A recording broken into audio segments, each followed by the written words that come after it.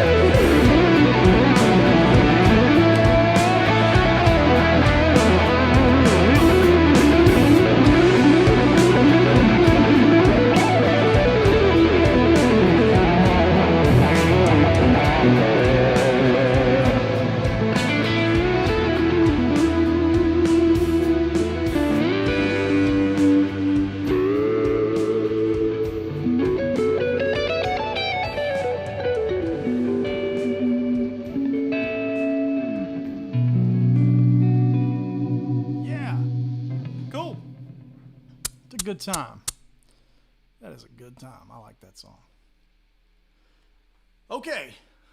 Again, one more shameless plug. And the topic of the day, making records. This is indeed a record. And I wanted to talk about the learning process. We just got these in. Obviously, it took us way longer than expected to get them manufactured. It was a big learning curve from the art. The aspect of vinyl is just a lot trickier than making a record in Logic and using DistroKid or Spotify or TuneCore or whatever to go to Spotify and throwing it out into the ethos. Now that's something I did before on my first albums. Everything from Junktown to Disconcerting Amalgam and all those records, Truth and Lie, they all came from a point of not really knowing what to do and just having no clue about that side of the music industry, because my background was being a sideman for big famous artists, whether that be a musical director or the guitar player or whatever, and I never dealt with the business side, and I just made my records for fun. So we used TuneCore and services like that. So when it came time to do Charisma, I made friends with some of the Dream Theater guys, obviously John Petrucci, and had some help from him to guide me and kind of show me the way. And that means using a distribution company, using a distribution deal. Because look, in today's world, you've got to cut through the noise, right? You got to get through the white noise of the internet. How does one go about doing that? And I don't think there's really this one clever answer that I'm going to give, because it's a culmination of multiple answers. But when everything everywhere is instantly downloadable, instantly accessible, and it's just licks and licks and licks, it's like, what actually cuts through? Where's the long game? What is sustainability? What is it that resonates longer? And how do you get your stuff to resonate longer in today's world where everything is just consumed and ready for the next, right? Like, people are just like, oh, download, go, great, cool, done with that. Let me walk you through how I did the album. More importantly, answer some of these questions, the albums and labels. So outside of making the record, let's just take that and put it aside. So that's like the making of the album means to, maybe we can do some, I don't know, we'll do something with this camera. The making of it's just kind of got my arm in it. Let's do maybe that. The making of the album means that we're gonna record the songs. We're gonna get it mixed and mastered. We're gonna do these things that take time. They take months at it, right? You grind on things and you get it, and then you get it back in the mastered files. And then you go, well, what am I supposed to do with it? What does that mean? So if you're at ground zero and you have no connections in the music industry, there's a lot of great services out there like DistroKid, like TuneCore, right? And basically, this is just a way to get you to Apple iTunes Music, a way to get you to Spotify and Pandora and wherever people, YouTube Music and all these kind of things. So if you don't have any, it's just a one-man operation, and you don't have any way to get your statement out there, then that is a surefire way to do it that works. Now, from there, it's interesting to talk about what it means to need a label or have a label in today's society, because what's a label good for? And basically, they're just a bank. Like, a label is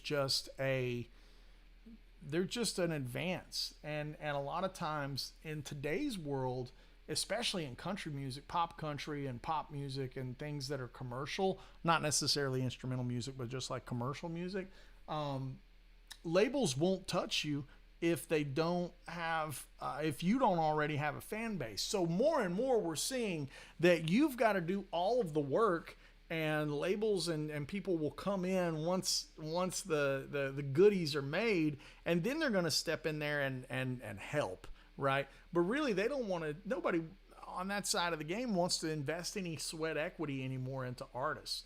You're seeing people that cut through the mud be like Jelly Roll, right? Because Jelly couldn't get a deal for 13 years. He was in Nashville and nobody would touch him. And then the TikTok thing happens, and TikTok makes Jelly Roll relevant to the people. You get straight to the fans. Look what we're doing right now. It's like a live stream. We're straight to the people, direct to consumer. And then at that point, the labels are like, oh, well, cool. We'll step in here and help you facilitate it. And I want to clear up a couple of things when it comes to guys, you know, if you're looking for management. What does management mean? What does a booking agent mean? What does all of this stuff mean once you're going? And I'm sure some of you guys play in cover bands. And, you know, you're playing at the local bars and you're working, paying, you know, just trying to maybe have a good time and make a little extra money. And then, you know, how do you scale that? What does it mean to be a career player? These are a bunch of great questions that I get hit with often. I'm saying, like, every day someone's like, hey man, how do I, you know, what am I supposed to do? I wrote this song. How am I supposed to get it out? And I think the reality of it is it's not like just putting a post on Instagram or just making a YouTube video and it just disappearing after a couple of weeks popularity. Let's compare this, for instance, to like when a new piece of gear comes out. There's a new pedal and the new pedal comes out, and you guys know as well as I do, people will just be like, for 4 days on YouTube, everybody's channel has that same pedal on it and everybody's talking about the same thing. And then in 6 or 7 months, you're like, well, where's that pedal? Why is nobody talking about it? And there's reason that I don't really do gear stuff when everybody else is doing it, is because I want to just do my own thing and let nature find its way, you know, let it find its way, instead of getting caught up in, you know, you're one of the people and then the hype dies and then that thing's just kind of lost out in the ethos, right? So when you're this is all kind of disjointed talking. I'm very much stream of conscious right now. But when you're aiming at releasing a record or making a record, and I don't necessarily mean like a physical record, of course it can be, but if you've just got a single and you want to record that single, it's a beautiful time to be, you know, recording from home. Gosh, you can, you know, get a MacBook and it have Logic on it and a little interface and do everything in the box and make a great sounding song. So, you know, from there, you've got to figure out the way to get it into the digital medium. Now, it's as simple as going to DistroKid or TuneCore and digging through that, which is kind of self-explanatory, but it can be confusing when you're over in those worlds because they're asking for a lot of specifics or asking for like specific file types and things like that when you're uploading. But how do you see beyond just making the song? That's where it gets into art. And you know, when I thought about the artwork for this record, like, what's it going to look like on the front? What's it going to look like on the back?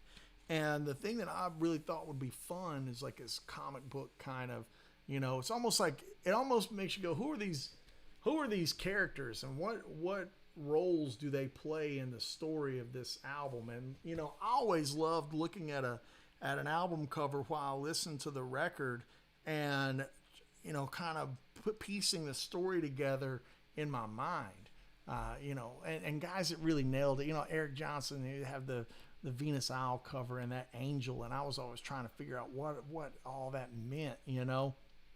So I had my tattoo artist that did my tattoo, do the album work. And by that point, the story starts becoming complete and it starts telling you what you're going to need to know. Because again, let's just stress this. What is the point of a label and a distribution? You know, what does that do? That gets you out everywhere. But what does it get out? You can't just have a song and an image. You have to have the complete package when you're building the thing. And I don't just mean it from me. That hopefully this comes across as something for you guys that are maybe watching this in real time, of course, but then maybe more importantly, anybody watching this on the back end, and having a clear vision of what you want is your most powerful asset. That's your most powerful tool. That's your most powerful thing in your war chest. And I think all the questions that I spent 10 minutes rambling about, it all comes down to that. Do you have a clear vision of what the music is going to sound like, what the art is going to look like, what the whole package is?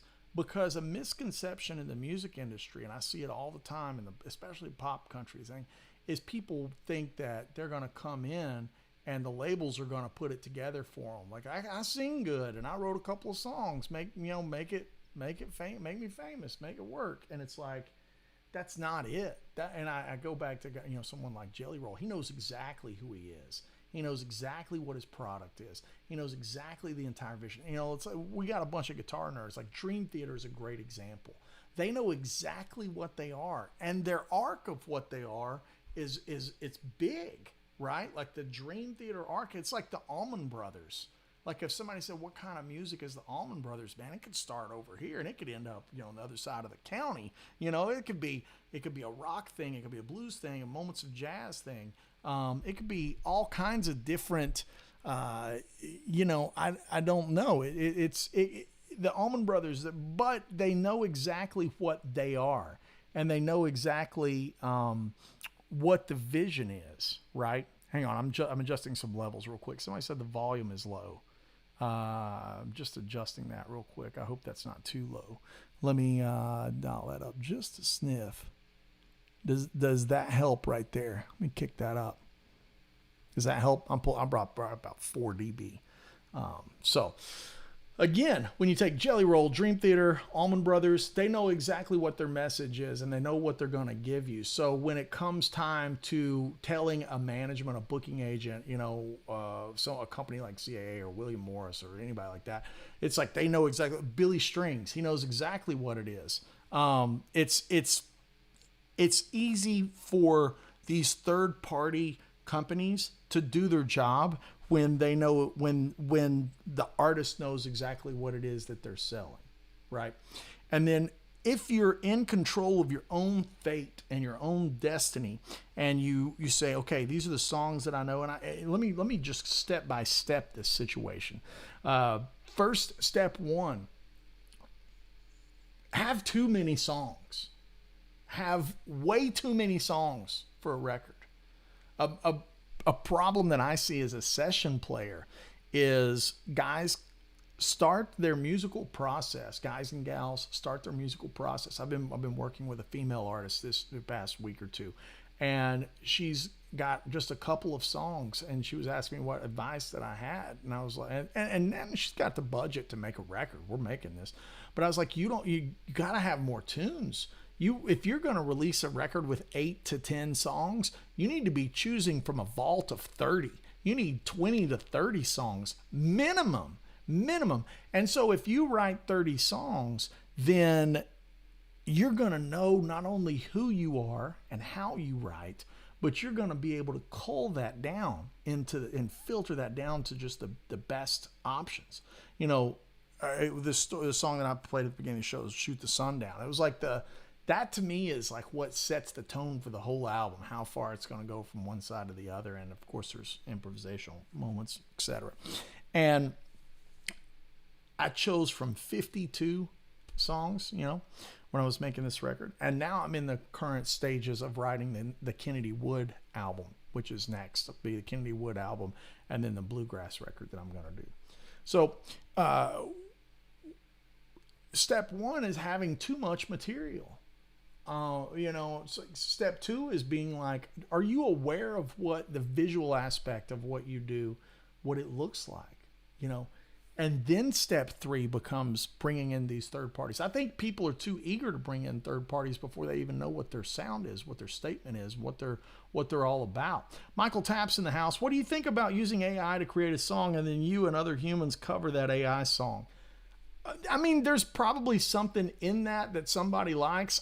I just don't like that for me, for personally. I at that point, why am I doing it?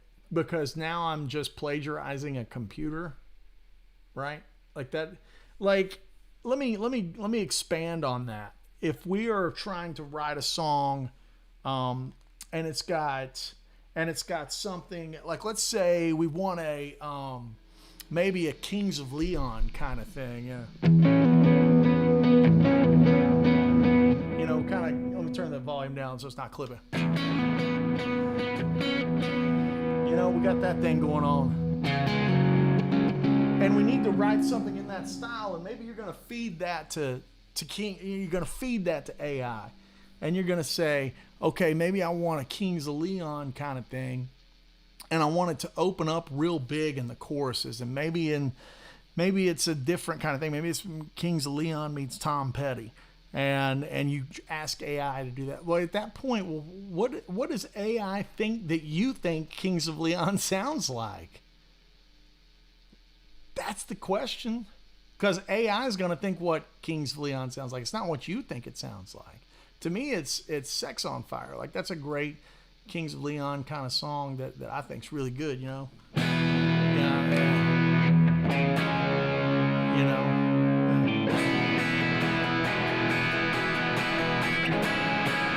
And if I wanted to mix that with, a Tom Petty thing,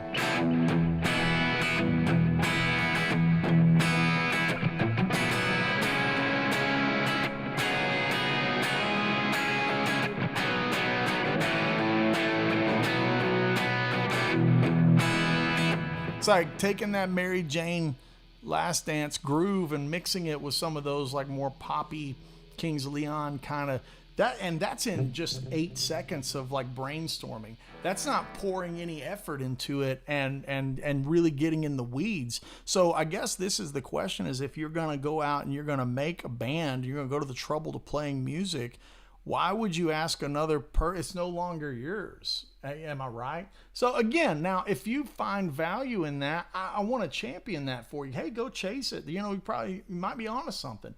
But for me personally, that doesn't really, that's not satisfying. I think the thing that's satisfying is coming up with the what if, and seeing something come to fruition, because you think it's cool. Again, it was like the tracks that I chose to play on this record. They all came from a perspective of what do I think is neat sounding, what do I think is cool, and I think that's really what it means to be an artist and a creative. Being an artist doesn't mean being the best guitar player. Being creative doesn't mean being the greatest singer or the greatest drummer or any of that stuff. Creative people aren't always really great at the thing that they're doing. If you compared Pavarotti or,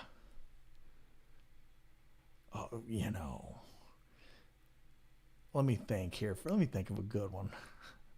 If you compare Pavarotti to Tom Petty, or if you compare,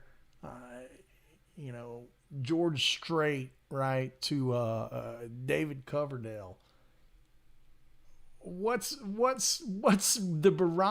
measuring? What's the watermark for what's good? Those are 4 artists that are incredible, 4 vocalists that are incredible, and they all have a different skill set, but it can't be measured in technical facility. Art really can't.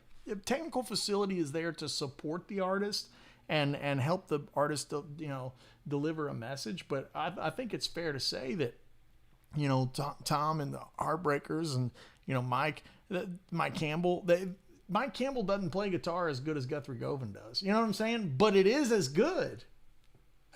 Does that make sense? Tom Petty and the Heartbreakers, they knew exactly what they were. That was almost an undeniable force. And Rick Beato and some of the cats talk about this very often, and they say, how are you supposed to make it in today's industry? I think with TikTok, with YouTube, with Instagram, if you are undeniably good, and now you're direct to consumer, I think Last Dance with Mary Jane and Free Fallin' and these songs would still be hits. They wouldn't have big budget music videos, but I think they would still be hits. They would be TikTok viral. You know what I mean? It's interesting that we're using technology as a crutch to say, well, I can't get through the white noise. I'm going, well, why is that? Technology could be an assistant to cut through the white noise. Look at, Tyler Childers. Look at Greta Van Fleet. That they cut through. And people were saying, oh, it sounds like Led Zeppelin. Blah. Hey, but they were talking about them. They put their art out, and people started doing the work for them. They started comparing them to Led Zeppelin, saying he sounded like Robert Plant, saying it's a ripoff. Hey, at that point, they're off to the races. You see what I'm saying? Like that now they're out there playing music. MTK says Kennedy Wood, as in Miles Kennedy and Andy. No. It's actually Dave Kennedy. But Miles is a good friend. And I'm excited about that. Michael Tapp's saying, I get it. Then change the key and tempo and you have something totally different. It's there's no right or wrong answer when you make an art. But there are tactics that you can use to cut through. And let me just present you with a couple of things that people say when they ask me my opinion on a professional level. They say, well, I don't have the money. I can't do it. I can't do this without a label. Well, let me present this. The label is going to advance you $150,000, $500,000, $300,000. They're going to advance you this money, but you're going to be tied to a label in a sense of they're going to own you until that advance is paid back at a ridiculously high interest. They're going to own a piece of your merch. They're going to own every aspect of you as an artist. And they fronted you that money. So the question then becomes, what do you need the label for? To do a music video? I personally really value things like vinyl and music videos and making an album. So you need money to make the record. You need money to make a music video. Why don't you go and start an LLC for $300? I think it's $350 or something like that in Tennessee to start your LLC. And then from that LLC, you can go down the street to Bank of America or ORNL Credit Union or whatever and take out a business loan for $150,000. And you might be at a high interest rate at 8-9%. That's still not going to be as high as the label deal that you think is going to help you do your thing. Now, the misconception is also the label's going to come in there and take care of everything. Why? Why can't you do it and you be in control of it? So you get your money from the bank and then you go, okay, I'm going to spend $30,000 on the record. I'm going to spend $25,000. And you start saying these numbers and I start watching people just be consumed with the fear. And then I always ask them when I'm having these conversations, people, these are things that I talk about on Patreon, or if I'm in a studio and somebody wants to take me to lunch and ask me about business and stuff. I just watch these people get consumed with the fear of it. And I'm like, if you're afraid, this isn't for you as a profession. People don't seem to be afraid of taking out a $200,000 loan to go to school at Vanderbilt because they think their career is a guarantee. They take a nurse practitioner program or a law program and they're going to take all this money. Like, I got to get a guarantee on my return on investment. Like, are you? It might take forever or you might drop out. I mean, like, their life does not have guarantees. So again, that's where I go back to what was the kernel of the whole thing. You have to make the music and know what you are. If you believe in that thing, everything will take care of itself. Everything will just take care of itself. But if you don't believe in yourself because you haven't done the work, if somebody's saying, I want to write my first EP, I'd be like, how many songs have you got? And they're going to be like, I got 3 songs. I'm just like,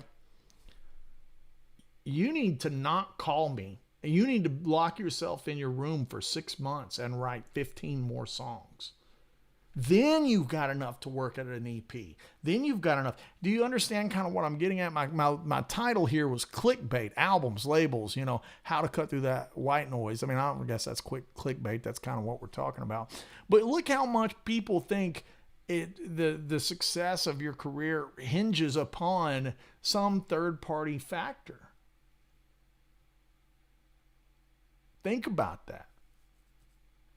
Do you want to, or somebody watching this video and you want to make a record, you want to make an instrumental record, or maybe you just want to put out a couple of songs? It's easy. You got to do the work. And let me tell you this, In today's era, you wouldn't believe how close you are to the greatest musicians on earth that will gladly play on your stuff. Gladly. Some of the greatest session players on earth you can reach out to via Instagram. You know, I'm talking about guys that I work with and that I love. I mean, Travis Toy, I love him. Jim Riley, I love him. Mike Hicks, love him. 3 of the baddest dudes that you can ever get to play on anything in Nashville, Tennessee. All you got to do is just shoot them an Instagram. Hey, how much you play on this song? Do you think you need a label to do that? What if you're going to make a record and you told the label who you wanted to have on your record, and then the label reached out, the label charged you for that? You see what I'm saying? You're just paying a middleman. What is it that they can do? Now, I'm not saying that they don't serve a purpose. I just think that most people are putting the wrong emphasis on what they do. Label's going to be real good at the problems we ran into with this, with duplication of a physical product.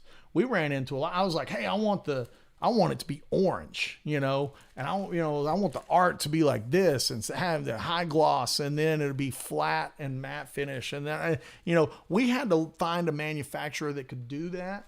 We had to go through the process. A label, they have that backlog in those relationships with things like physical merch. That's where a label's valuable, super valuable, really, really, unbelievably valuable. Now, can you do it yourself? Yes, this is proof that we did it ourselves. We have a distribution deal with Bob Frank Entertainment, and they've done distribution for Satriani and Nuno and all these guys, Duff McKagan, and they've been fantastic to work with because they've got me on DSPs and done the things that they're supposed to do, right?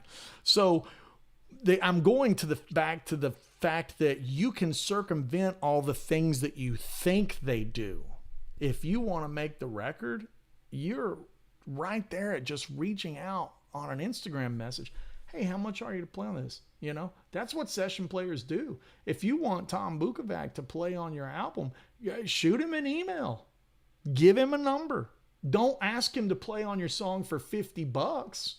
He's probably not going to respond for that. But if you approach him or any session player with a proper offer, I would venture most of them would say yes, because that's what session players do. That's what they do. So now you go, well, I need to get the record mixed. All you got to do is just use Google and be like, mix engineers, masters, who's good? I bet you those guys that play on your record, they're probably going to have guys that they know that are good. You see how small the world is and how you can get the technology and the landscape out here. You're direct to consumer.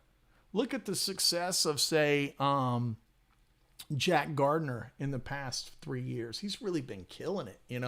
Look at Tim and Scotty from Polyphia and what they've been able to do, and these huge careers that guys are, it's fantastic what guys have done. And then reach deeper into the realm of what do I need now that I'm on a bigger scale? Like who do I get a bus from? Because we got to do all these, these tour dates or whatever. Okay, I'm going to hit some questions now.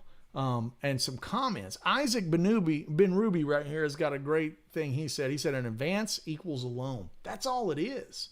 So if you think you need a label to make your album, you're wrong. You're just flat out wrong, and that should be encouraging, not discouraging. You could go get a bank loan, make your record, and make it sound killer. You can call John McBride at Blackbird Studios and cut your record in the same room that Carrie Underwood cuts her records in, or anybody, Elton John or whoever, right? And you could go over there and cut it. You can have the same session players play on your record and not have a label involved whatsoever. Pick up the phone. Hey, how much are you a day? Okay, great. You make that number and you figure out how many songs you're going to do. All right, this looks about like 40 grand. Okay, that's a lot of money, but I really believe in this thing and I'm going to go out there and give it a go. A lot of the things we're talking about here is work ethic, dedication, determination, persistence. These are kind of traits that are very common in the entertainment industry. Oftentimes I see guys say, I don't know how that guy got famous. He can't sing worth a lick. Oh, I don't know. That guy can't play. What's he doing? How's he doing so well? And people are just punching up. work ethic, know-how, determination. Like, that's the game. You know, that's it. So, okay, here we go. Charisma album on old school cassettes. Josh, that's from, maybe that'd be kind of fun to do a limited edition. Here we go. True World says King Edward always said said how they world tour and make $3 million, then come home and the label said, great job, you owe us $5 million. Yeah, exactly. Right. Scared money don't make money. That's another great aspect. That's another great way to look at it. And even down to product, like, you guys, you know, the success of these guitars has been unbelievable. Like, this is one of the most demand models right now in the whole Sir lineup. And I can't believe that. Like, it's amazing. But I feel like I made the telly for people that don't like tellies. You know what I mean? I didn't try to set out to make something to make money. I tried to set out to make something that solved problems I'm a very pragmatic personality. And I see things as okay, here's a hurdle. What are we going to do to circumvent that to allow me to do my thing? And it's all kind of related. And I love to do, you know, technique things. I love to break down Dan Huff or Van Halen or Brent Mason solos, but that's not where my passion is. My passion is in the greater scheme, making art. You know, I really love this side of it. I love these kind of conversations, and I love to share the lessons that I've learned. So hopefully somebody seeing this can go, ooh, you know what? I didn't think of that. That's a pretty good idea. That's why I'm doing this today. So here we go. Michael Evans. First, file and create your own publishing company. You own that which owns all of your music. Hey, let me just do you even simpler than that. Just sign up with ASCAP or BMI. Boom. Done. That's with your little LLC, your articles of organization, with just one person for $300. Okay, True World says, I took out a loan for the Art Institute to do graphic design. Now AI does most of all graphic design. Exactly. Nobody can predict what's going to happen in the world. Yep. Publishing your own music and creating your own publishing is very important. Agree with those comments. Absolutely. Control your own fate. Control your own destiny. It's one of the things that Petrucci said he did with his newest solo record. He obviously have Dream Theater, but he's like, I did my new solo record myself, and I used the same kind of people, but I didn't need a label to do it, because what's he need a label for? He's going to be like, I produced this record. Why do I need to hire a producer? I'm the one in control of it. You know what I mean? It's really interesting. So Vinsky says, you might not know these guys, but a buddy of mine got Jeff Scott Soto and Danny Vaughan to sing on their tracks. Childhood dream stuff. Exactly, man. You can hit up. I mean, I'll tell you this, on my first record, Disconcerting Amalgam, there was a couple of monster players. I really wanted to have Adam Nitti on a track or two. I really wanted to have Jeff Sipe play drums on a track. I wanted to have Stu Ham on a track. And I just cold called them. Just like, hey, who's the contact? All right. Hey, I want you to play on this song. I'll pay you to come in, do the session. Let's do it. And amazing. Ben Abercrombie says here, I've been playing for 20 years. First 10 years, 6 to 8 hours a day. Never touched a computer until 1 month ago. Room full of gear, and 2 hours later, finally learned how to use Logic Pro. 46-year-old, here we go. That's the thing, Ben. You got to get in there and just dig at it. You got to be determined to do it. My cousin just won 2 Grammys for doing 2 background songs in the movie Sonora. He made on his computer, no label. Amazing, right? These stories are more common every day. And you go, what's stopping you from connecting to your fan base? You know, MTV doesn't exist anymore. So why have that in your mind? YouTube is the platform. I'm interested in making music videos, and I'll tell you why. I want to make something that's going to live beyond me and be a visual vehicle for the song. That's why that matters to me. And so instead of chasing some viral fad, I'm saving my bullets all up and then releasing the volley in these like strategic bursts. And that works for me. That's satisfying. And you know, we won the Telly Awards. We won a handful of those Telly Awards on the music videos. I was just blown away. It was the purpose. The starting point was different. You know what I mean? I didn't want to be viral. I didn't want to be YouTube famous. I wanted to make something good. That's a different mindset. You know, it's a bit, naive, but also honest. And so in honesty, you can find a powerful sense of motivation. Be like, I really want to make a good song, and not make it to make it. You know what I mean? Make it to make something good. Steve, I learned from Zappa, own your music, don't give it away. Again, right here.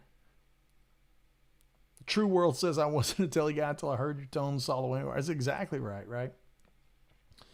Okay, here we go. You made a great guitar. Thank you. Cheers, Brian. Hitting a couple of questions here. Anthony says, boxing is art that moves our hearts to show us a soul. Box sings but makes us shush to hear what makes no sound. Human species can use the same plan at the same time to control what's going to happen. The same breaching methods force the suburbs designed tactically, shout out to Finch, let alone cities. Yeah, he's talking, like a little heady way to word all that stuff. But yeah, And again, it's just having the vision to know what your end goal is. And most people make the mistake, and this is another key point in the conversation. Most people make the mistake to think the end goal is to get signed. Like, what does that even mean? Why signed to what? Signed to a deal that you're going to owe a ton of money on? Like, what did that get you? What if the end goal shifts to be like, I want to play my songs in front of 20,000 people? That's a different goal. You see what I'm getting at? Like, you don't need anything to do that. You need people to like you. So now you got to make something good. You got to have visual representation that goes with it. And we live in a visual medium. MTV doesn't exist as a business, but their business model exists every day on YouTube and TikTok. Right? So, Matt Hamilton says, I'm getting ready to buy one of your new Sir 10th anniversary guitars. Red or orange? It's a tough choice since I own a few red guitars. I understand that. The red's right there and the orange is right there. They both look killer.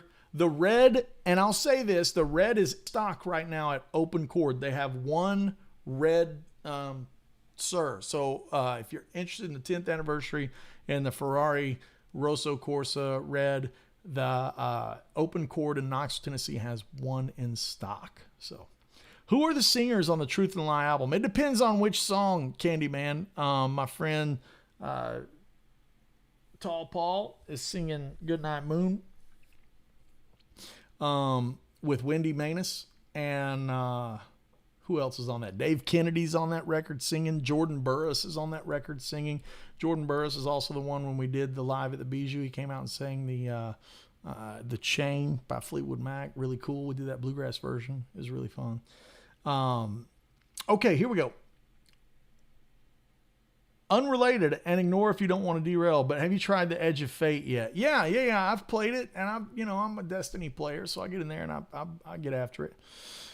Braxton says, have you played a Marla amp? Just met Anthony. I'm pretty amazed what one dude is making in a shed out of Asheville for a reasonable price at that. That's a great sentence in what we're talking about. One guy out of his shed because he wants to make an amplifier. I've not played the amp, but that's exactly what I'm talking about in today's Q&A session. Is it's really about, if you want to see something, you want to make something, don't rely on somebody else to get out there and make it for you. You've got to make it. It's like that's where it all kind of comes from. Will Barton in the house, monster telly player, by the way, everyone. Will is just a killer player. He says, the older I get, the more I think about putting all those little personal ideas I have into a record of sorts, but I've always been focused on becoming a good session man and a hired gun. Let me put this one just to Will. Will, all things can be true. All of those things can be true and accurate. I'm a session guy. I had sessions this week, as a matter of fact. I'm a hired gun. I'll be playing with Lavox in a week or two, and I'm an artist. And today we've got my vinyl. Here it is. I'm super happy of it. These are all numbered down at the bottom, and all things can coexist. It's difficult and it's stressful and it chews up a lot of time, but they all can coexist. So yeah. Michael is saying the big thing is recording is one thing, live is another. If you're going to play live, you have to be good to survive and thrive. Yeah, you do. You have to do the work. It comes back to that. Yeah, it comes back to that.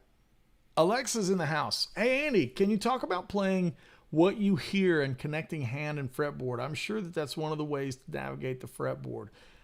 Yeah, it really all starts with what you hear in your head and what, let's just take a chord here. Just take a chord. I don't know. That's the first chord from the song Storms and Sparrows.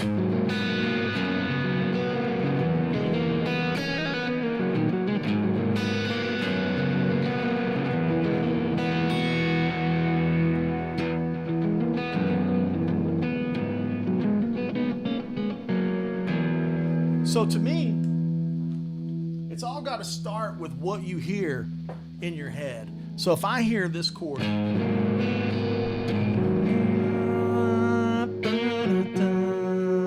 that's, that could be,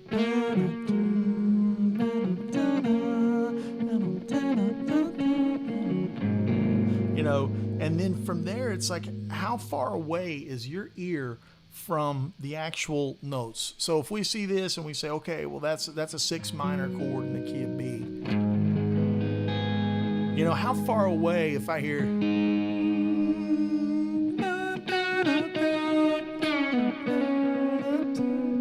I'm better with my hands than I are my voice, but I can hear it in my head.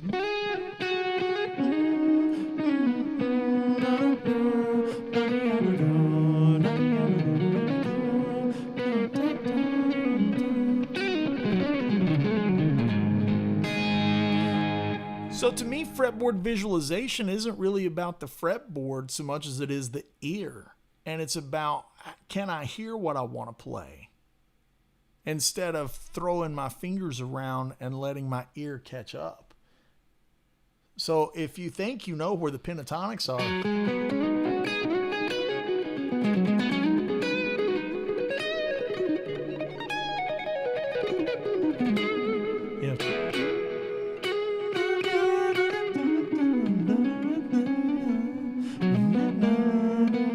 that's the same as that.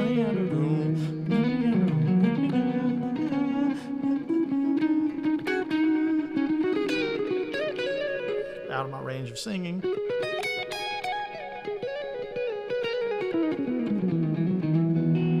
I'm not really thinking about a visual thing. I'm thinking about what it sounds like and how far away it is. And a lot of this is just based off of just major scale stuff. It sounds different, It's...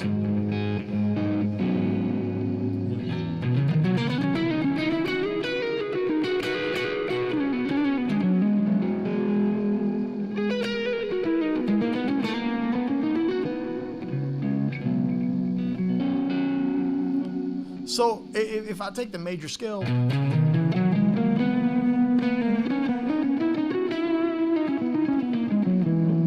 do I know what everything sounds like? This is how much that changes just by changing the root.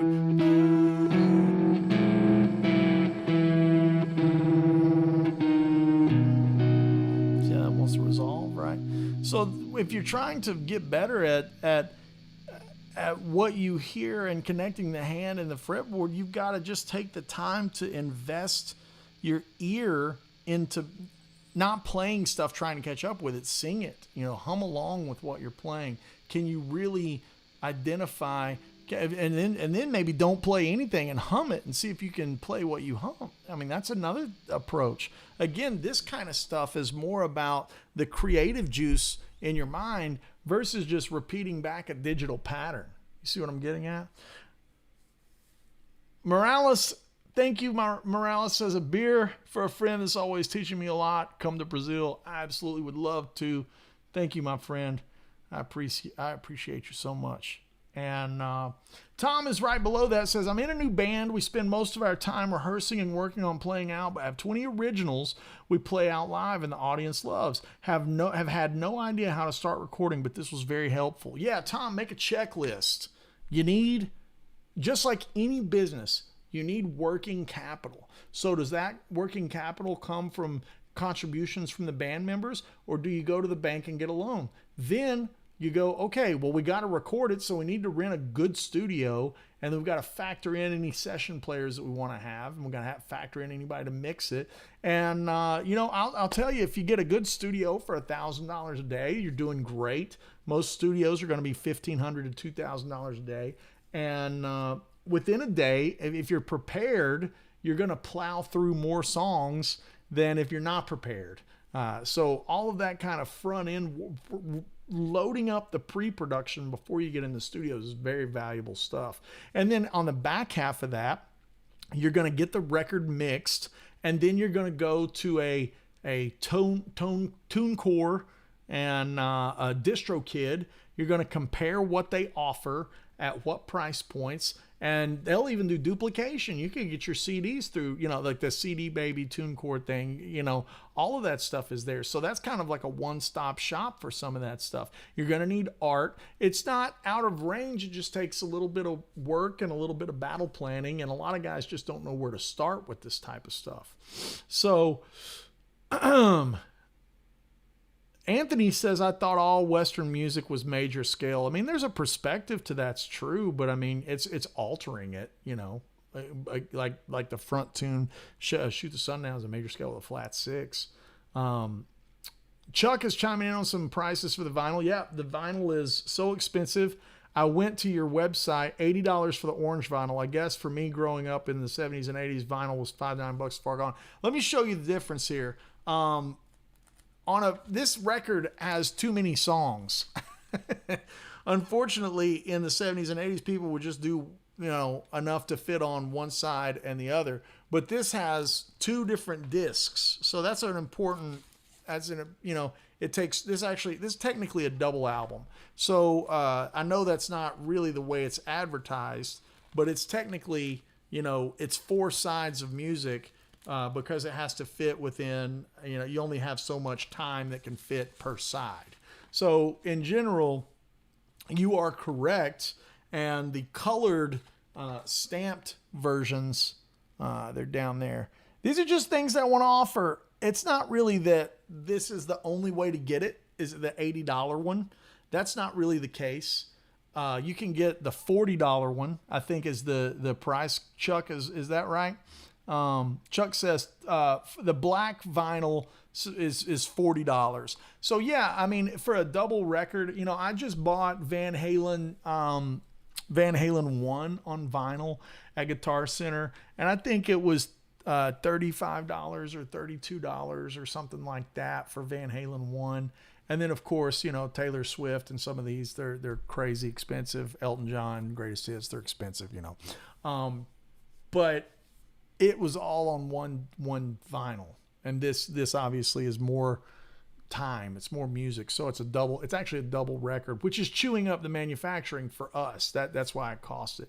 And if they're numbered, you know, that's another thing that we're offering. We have a vanilla one that's $40, which is great. If you just want it on vinyl. But if you want some of these accoutrements like the stamped numbering and the orange vinyl, we've got some, you know, limited edition stuff. I like limited edition stuff personally, and that's why we offer it. You know, it's like we have the conversations with me and my business partners about what to do. But I've always been a fan of limited edition stuff, even back as a kid collecting, you know, baseball cards and stuff. I always thought that stuff was fun to get the limited edition. So it's there if you want it. You know, it's very much like you know, you could get a Corvette or you can get a Z06. You can get a 488 or you can get a Pista. Like, I like those. I like having that as an option, right? So, and the same way with the anniversary guitars. It's 100. We're doing 100 orange and 100 red. The end. That's it. No more, you know. So that makes them more expensive, right? Because you're going to tool up and just make those, and that's just going to be what it is. So yeah, no apologies. So Rebecca here is chiming in. Rebecca says, when you're composing, do you know the full production finished version ahead of time in your mind, or you leave the bass player lines and drum parts completely to those players? Here's what I like to do. That's a great question, Rebecca. What I like to do is envision it and lay out a framework but definitely give the bass player enough room to be like, hey man, on this lick, do you hear something different? Or a drummer being like, one of the sections on Storms and Sparrows has a double time thing after the solo. And that was Jim's idea. And I was like, I don't know if I'm feeling that. And he goes, trust me, you're going to want that. And now I'm like, yeah, that sounds great. I like it now. So to me, it's the answer lies, Rebecca, with both. She's asking yet again, it's like, how much am I composing the bass player and the drummer's parts? That's just personal taste. Some guys like to compose everything and make everybody just make it a game of execution versus artistic creation. But I like to bring in people's opinions. And if their opinions get super elaborate, like Eli had a lot of opinion on Master Gracie, I made him a writer, so I gave him writing credits, because he had so much to do with that and some of those arpeggios. I was like, well, man, this is, you deserve credit here. Alexa says, thanks a lot, brother. Always great help. Took me quite a long time to realize that. Been hyper-focused on visual aspect of the musical. I mean, I think those things have to run parallel with each other to really bring your playing up, True World is saying A, B, C, D sides. Yeah, correct. That's what this is. Braxel says, can you get the Orange album signed? Yes, indeed. Actually, I've got to sign a bunch of these. I've got them out, in the shipping, and I've got to sit down and sign them all. So that's part of today's project. Josh Booth says, people will spend $15 on cigarettes, 30 on beer. God forbid you spend 30 or 40 on a record. There is a lot of irony there, There is some irony in that people will spend so much on a pumpkin spice latte, but not go to iTunes and buy the new Steve Wilson Jr. record for $9, and spend $12 on a latte. It's like it's not lost on me. Area 859 asks, will you be at Sweetwater Guitar Fest this month? I'll actually be in Germany at Guitar Summit. So looking forward to that. Anthony says they even have our founders framed. I don't know what all that is. That seems to get, that's a lot. I don't know what you got. I don't know really what you're, addressing there. So I'm not going to get into that. But yeah, Braxton says, I didn't realize the anniversary guitars were limited. It's part of what makes them special. Just the fact that we're going to do a limited run for a 10-year anniversary. I thought that was really neat. Again, same kind of thing. And with that said, let's just review here. Albums, labels, how to cut through the white noise. To me, it's like, the cut through the white noise part of the conversation is real simple. You've got to know who you are. That's what cuts through the white noise. Are you trying to keep up with whatever the thing is and the fad at the time? It's not going to help you stand out. You have to be aware of the message, your statement, could I have, got an 8-string and wrote a bunch of gent riffs? Probably, I think I'm capable of that. I think I'm capable of playing a 7-string and writing some gent riffs, but it's not authentic to me. And I'm not going to be as good at it as Misha or some of those guys because they live in that lane. They love, they genuinely make that. So I think what's made me successful is making my blend of my music that's kind of fusiony and kind of Southern and heavy melodies inspired by a lot of cinematic stuff. It's like, these are the things that helps me sound like me and have a successful career in the industry, is just being me. And owning that. If I could go back in time and tell the 20-year-old version of me I would in a heartbeat. So Michael says, question, do you have a video showing the real Nashville number system used in the studio with all the notes utilized? Many videos of people not showing the real system used in the studios. I mean, here's something that I want to clarify, Michael. There is no real one. Jim Riley wrote the Nashville number system book, which is an outline, but the Nashville number system is essentially a shorthand version. So everybody's charts look different. Some people write charts in columns. Some people write them in rows. Some people even write some standard notation if it's a lick over the top. There is no one way to do it. So maybe I can, demystify that. You know what I'm saying? Michael, if that helps clear that up. Everybody, like mine look like hieroglyphics, but it's only because I'm writing my chart for me. I'm not writing for everybody else.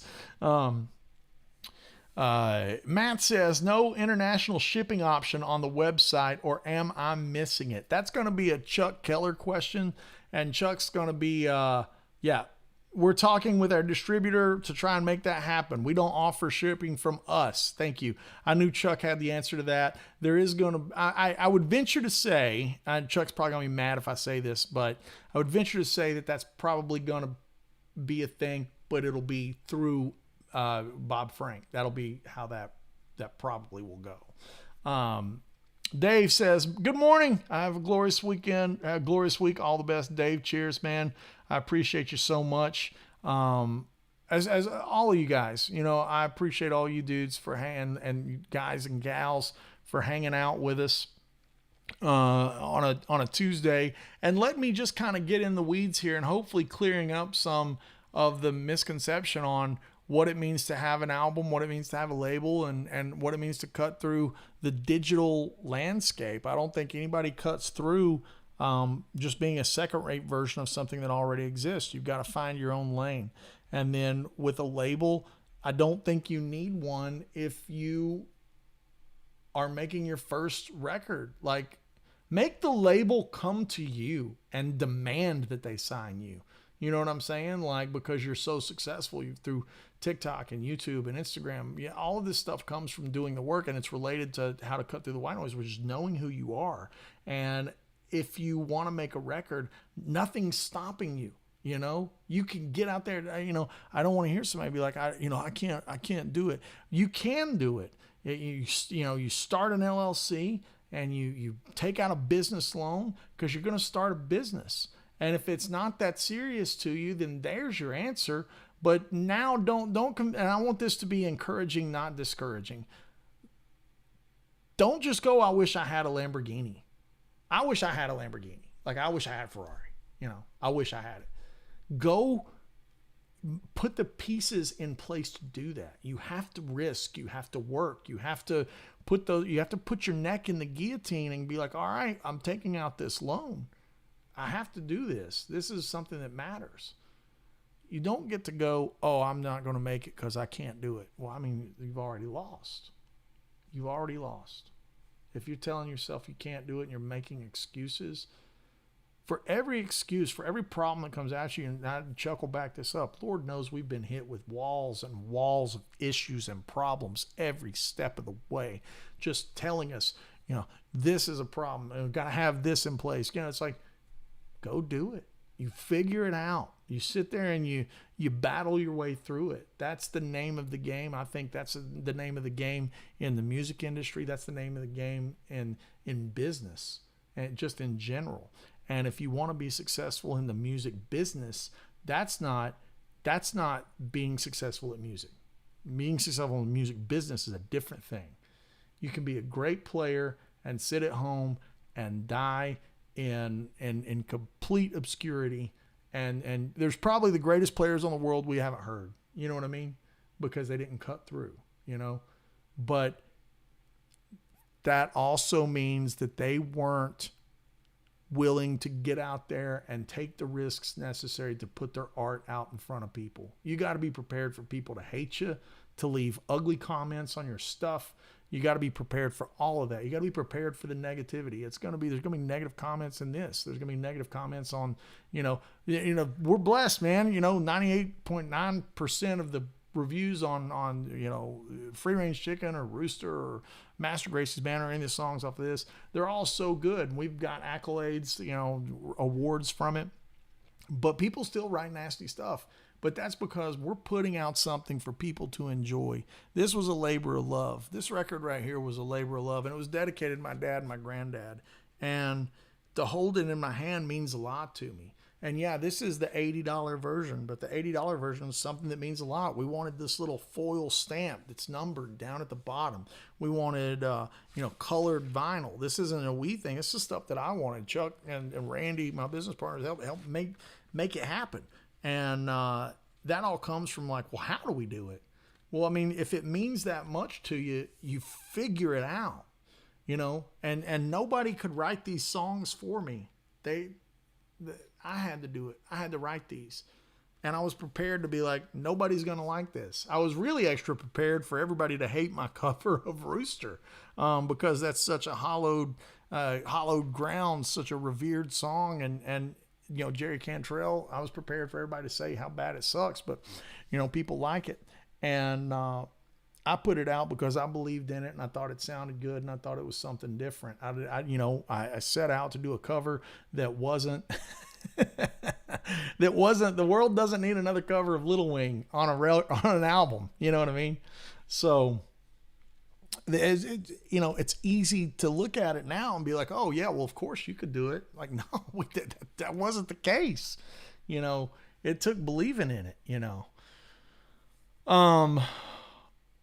and that's how you cut through. Ben here is saying, always remember when improvising to play from where you are, not from where you're meant to be. Most of the magic happens after the fluke note. True World says, never say the C word. What I tell my trainees at the gym, can't. That's it, man. You got to believe in it. RDC says, Andy, does the vinyl come with a download link for the tunes as well? I don't know if that's something that we have done that comes, or if it's something that we didn't do just because everybody gets the music for free anyways. I can't remember how we handled that. Because everybody's got Spotify or YouTube or whatever and can listen to the music for free. So I can't remember if the limited editions come with some kind of QR sticker or not. Chuck can probably tell me, chime in. If not right now, then we'll make an announcement on the website and socials. Let's just check here a couple of more.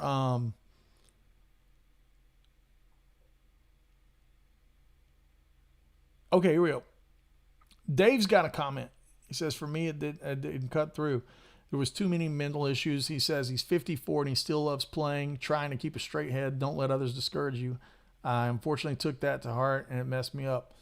It's never too late, Dave. It's never too late to put out something that you believe in. What does it mean to be famous? Like, that doesn't even mean anything anymore. I don't even know what it means. Like, there's, YouTubers that attack people going down the street and they film it and they're famous like that. I think what matters is you go, hey, I want to make something. And I want, it's like, look at Dan Huff, guys. Hey, look at Dan Huff. This guy has a resume that you could wallpaper this house with, but he's still in his 50s, is he 60 yet? Dan felt the need to make an original record of instrumental music just because he needed it. He needed to make something. That's how you do it. That's the magic. He didn't have to do that. Dan had he didn't have nothing left to prove except to himself. And I think that is just unbelievably inspiring. And that's why he's such a hero to me. It's like, and then just to be, so humble and gracious with his fans. He's the best. Amazing. Josh is saying, link me up to the signed vinyl. Yeah, right there. Chuck's got the link to it. There you go. Dan 64. Yeah. I mean, isn't that inspiring? You know what I'm saying? Just unbelievably inspiring. We're going to see Dan next week. We're going to be playing some tunes with him, and I'm excited about that. I'm playing 3 of Dan's original tunes with him at the Woodshed Guitar Experience. We have a couple of slots left if anybody wants to chime in at the witching hour. Use code I'm going to mess it up, Chuck. Is it code? I'm going to do the big one. Let's do AWood 300 or is it AWood 300 or AW 300? Chuck's going to chime in here. Yeah, whichever one it is, Chuck. We'll do that code if anybody wants to chime in here at the last few days and come in and snag a spot from Woodshed. We're going to have a great time. Paul Gilbert, Trey Hensley, Mark Letary, myself, Dan Huff, live band, 4-day event right there in Middle Tennessee, and we're going to have a blast. So yeah, Brian, I'll see you next week. And we've been working hard to get these Dan Huff songs right. Again, new record is out on vinyl, which I'm happy about, and it's got guest solos from Brent Mason and Joe Bonamassa, and we had a great time making this record. Really special stuff. And one more time, yeah, limited editions. We got signed versions and colored vinyls. It's really great. Really, really proud, Carson's chiming in on the same thing. Jordan Rudess is 68 years old and he just recently picked up the guitar a few years ago. Yeah, man. The double orange album will be signed. Yes, indeed. I'm going to go to Target and get some Sharpies, and I'm thinking maybe a silver Sharpie, maybe right there. I think right there with a silver Sharpie would be nice to sign it. So that's going to be the goal. Yeah, Chuck's chimed in. He says, we currently don't have downloads since it's already on all the streaming platforms. That was the conversation we had. It's like everybody's getting music for free. I feel like I'm just wasting time sending a download code in there. Yeah, it's like, kind of dumb, right? So there we go. Again, I hope this was inspiring, and I hope somebody who's watching this maybe was able to steal something from it and maybe take their music to the next level with just a different way of looking at things. It doesn't, don't get married to the idea that there's only one way to do it, man, because you guys, if you got something to say and you got good music, there's nothing stopping you from getting it straight out to the people. And who's to say, man, that Jelly Roll moment could be anybody's. If anybody's watching this, you could be that next, Tyler Childers or Jelly Roll or, any of those artists that just kind of came up out of nowhere, seemingly out of nowhere via TikTok and YouTube and just explode. Like that's how quick it can happen. And if you ask Jelly, it didn't happen quick because he's been at it for 20 years, but it just takes that one moment in time for it to just to pop through. And then you're just on a whole different level, and very much Eric Johnson, Austin City Limits, like band leader coat, that Cliffs of Dover was just like, dang, there was the week before and the week after that. You know what I mean? It's just amazing how, inspiring that can be. And don't let the perceived barriers that you build in your mind stop you from achieving things and making stuff. We as humans, we become more susceptible to depression and self-deprecation when we only consume. And that's something I've read this week that has really stuck with me. If we are only consuming things, we're way more susceptible to depression and mental health problems and self-deprecation than if we make stuff and if we're creative. We're designed to create. We're designed to make stuff. So go out there and do it. Don't let any of these barriers, like I'm not signed, I don't know how to get good players. Man, it's all right there at your fingertips. You're watching it. The device that you're watching this live stream on is how you can reach out to those session players, how you can reach out to a studio like Lakeside Studios or Blackbird Studios or any of these amazing studios anywhere in the United States and go make that song. Don't even, it's like if it's just one song. Like I want people to feel inspired and know that they can go do it. It can be done. So I hope everyone has a great week, and I hope this leaves you with a sense of yeah, I'm gonna go do it. I'm gonna work on this because it'll keep you putting those negative thoughts at bay. Is that force of creativity. So everyone, have a great week. Next week I'll be at Woodshed, so we might go live from Woodshed on YouTube channel. I think that might be fun. That'll be next week. I'm going to practice. I'm going to work hard so I sound good and I can play my songs. Hope everyone has a fantastic week. Be blessed. We'll see you in the next one.